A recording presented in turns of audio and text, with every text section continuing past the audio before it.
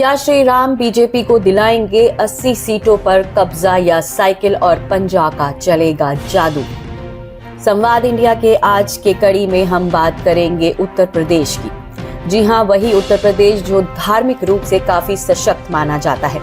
भगवान भोलेनाथ को प्यारा वाराणसी हो या राम की जन्मभूमि अयोध्या, वनवास के समय में अधिकांश समय बिताने वाला चित्रकूट हो या कृष्ण को प्यारा मथुरा और गोकुल, नवाबों और अदब की बात करें तो उत्तर प्रदेश की राजधानी लखनऊ कैसे छूट सकती है।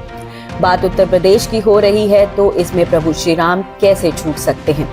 हाल ही में नरेंद्र मोदी ने मंदिर का उद्घाटन किया तो बड़ा सवाल है कि क्या राम नाम के सहारे बीजेपी यूपी चुनाव में पार पाएगी या कांग्रेस और सपा का जादू चलेगा। यूपी के मिशन में नरेंद्र मोदी का साथ योगी आदित्यनाथ को भी मिलेगा। उत्तर प्रदेश भारत की सबसे अधिक लोकसभा सीट रखने के लिए भी जाना जाता है। यहाँ लोकसभा की कुल 80 सीटें हैं। यहाँ से चुनाव जीतकर पूर्व प्रधानमंत्री अटल बिहारी वाजपेयी और चौधरी चरण सिंह के अलावा कई अन्य मंत्री भी हुए हैं। यहाँ से ही कांग्रेस की खानदानी सीट रायबरेली भी है, जहाँ से कभी सोनिया तो कभी गांधी परिवार चुनाव लड़ते रहा है। साल 2024 की शुरुआत में ही केंद्र सरकार और नरेंद्र मोदी ने राम जन्मभूमि पर जाकर राम मंदिर का उद्घाटन किया।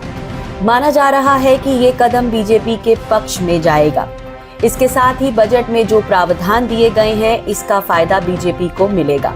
यूपी में कल्कि मंदिर के भी उद्घाटन में पीएम शामिल होकर कांग्रेस के कार्यकर्ताओं को अपने पक्ष में करने लगे हुए हैं।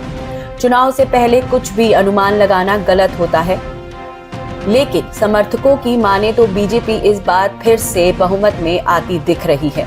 इस पर कहीं भी राहुल गांधी के भारत जोड़ो न्याय यात्रा का कोई भी प्रभाव नहीं दिख रहा। तो सवाल उठता है कि क्या यूपी में अखिलेश का जादू चल पाएगा, क्योंकि यूपी में सपा खुद को बड़ा पार्टी विपक्ष की ओर से देख रही है।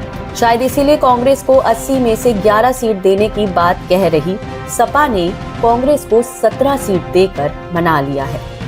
17वें लोकसभा में था क्या रिजल्ट? लोकसभा 17वें चुनाव में यूपी का समीकरण कुछ और ही रहा। बीजेपी की अच्छी परफॉर्मेंस और नरेंद्र मोदी के हवा के सामने विपक्ष पूरी तरह से यूपी में सिमट गया। कुल 80 सीटों पर हुए चुनाव में बीजेपी को 62 सीटें मिली, जिसमें भारत के रक्षा मंत्री राजनाथ सिंह ने भी जीत दर्ज की। बहुजन को 10, सपा को 5 तथा कांग्रेस को 1 सीट मिली। इस तरह बीजेपी को 49.56%, बसपा को 19.26%, सपा को 17.96% और अपना दल को 1.01% और कांग्रेस को 6.31% वोट मिले।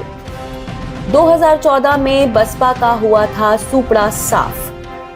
16वें लोकसभा चुनाव में यूपी में हाथी एक भी बूथ पर नहीं जीत पाई, यानी मायावती के पार्टी बहुजन का सुपड़ा साफ हो गया।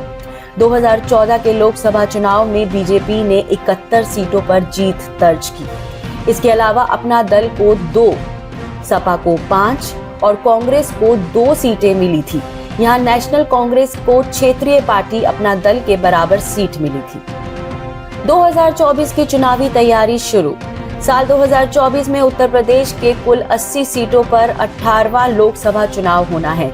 चुनाव को लेकर अभी से ही राजनीतिक पार्टियों में सीट बंटवारे को लेकर खींचातानी शुरू हो चुकी है। 28 पार्टियों से बनी इंडिया अलायंस अब टूटते जा रही है। बिहार में नीतीश कुमार पाला बदलकर एनडीए में शामिल हुए हैं। ममता बनर्जी ने कोलकाता में अकेले लड़ने का ऐलान किया। आम आदमी पार्टी ने भी हरियाणा, पंजाब और दिल्ली अकेले लड़ने का दावा किया। दिल्ली में सिर्फ 1 सीट कांग्रेस देने की बात पर आप ने सहमति जताई है। स्मृति ईरानी के टिप्पणी के बाद कांग्रेस नेता जयराम रमेश ने चैलेंज कबूल करने के बाद अब राहुल गांधी भी अमेठी से चुनाव लड़ सकते हैं। कुल मिलाकर ये देखना होगा कि 2024 लोकसभा चुनाव यूपी में किस पार्टी को कितनी जीत दिलवाता है और इससे भी बड़ी बात कौन सी पार्टी अपने किस चेहरे के साथ सीट पर चुनावी मैदान में उतरती है।